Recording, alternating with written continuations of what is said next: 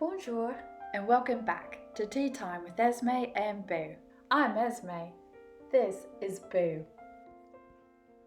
I spent the morning trying to remember what time it is. She spent the morning insisting she invented dawn. Boo says daylight savings time is a human delusion.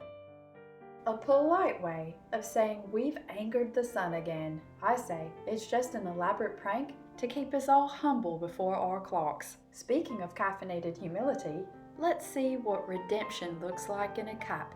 This morning's guest, Irish breakfast tea, a blend that smells like a Monday and tastes like survival. The strength of this tea makes Boo's belly fur curl. Strong enough to wake up the ancestors, gentle enough to apologize for it. A tea brewed for the kind of chill that seeps into your bones and into your calendars. It doesn't whisper comfort, it declares it loudly, with a brogue and a biscuit. Boo says it smells like optimism and burnt toast. I say that's the scent of November. And maybe I should take Boo to the vet. The taste? Warm malt and sunlight that forgot to rise. It lingers on the tongue, brisk, honest, and faintly judgmental. Like that friend who shows up too early and somehow still makes you feel grateful. A true breakfast tea for those of us who are never quite ready for breakfast. It tastes like the promise that you'll eventually feel awake. Irish breakfast tea isn't subtle. It's a tea with opinions. Where English breakfast prefers civility, Irish breakfast prefers conviction. Strong, dark, and alarmingly enthusiastic about mornings. Boo says enthusiasm is just caffeine in denial. Fun fact, this blend owes its backbone to Assam, a black tea from India's lush plains, harvested in monsoon heat, then sent halfway around the world to people who live in perpetual drizzle. A perfect cultural exchange. Humidity for gloom.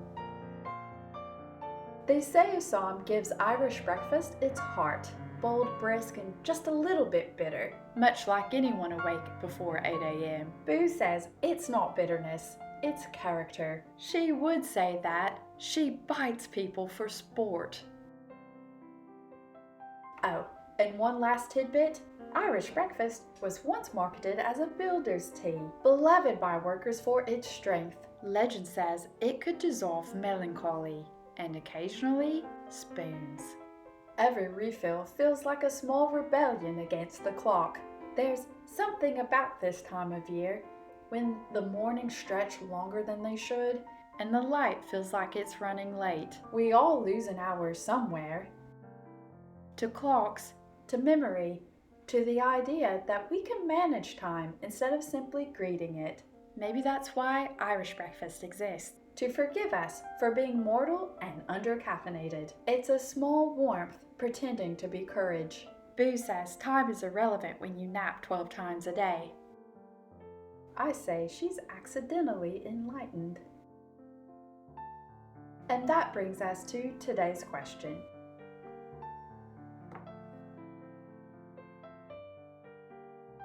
Today's question comes from a lady who never turns down a steaming cup of porridge. Miss Farah, an elementary school teacher, part-time knitter, and full-time survivor of daylight savings transitions. She asks, how do you make peace with lost time? You don't chase lost time, you invite it for tea.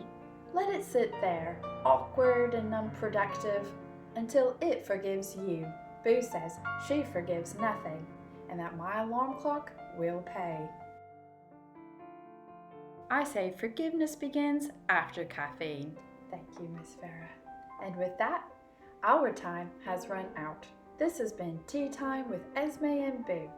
Remember, the tea is temporary, but time itself is forever.